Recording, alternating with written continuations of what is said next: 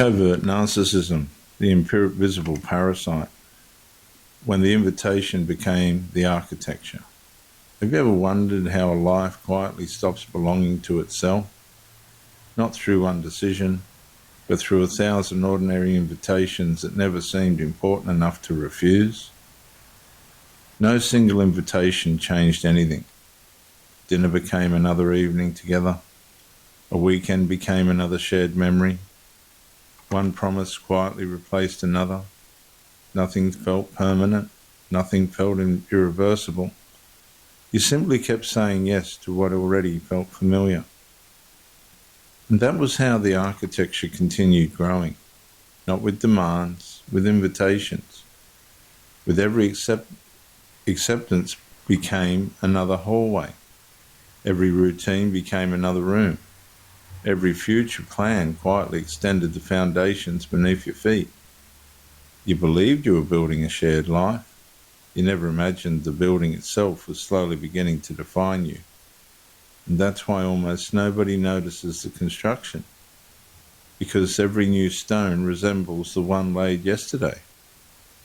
The architecture never asks for you your whole life. It quietly asks for today.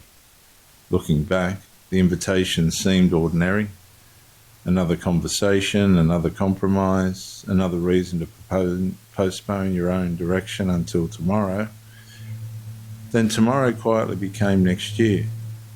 The strange thing about invisible architecture is this: it does not imprison you by locking the doors. It simply rearranges the rooms until you forget there was ever any way to live or leave. One day you would begin searching for yourself, not because you had disappeared suddenly, but because ordinary days had slowly built a life where your own voice became harder to hear beneath the structure you believed you were creating. Lives are rarely taken all at once. They are quietly reorganized, an ordinary invitation at a time. The lowest lows. You take me to every extreme. Can't get enough. Please let me be. But I love what you do to me.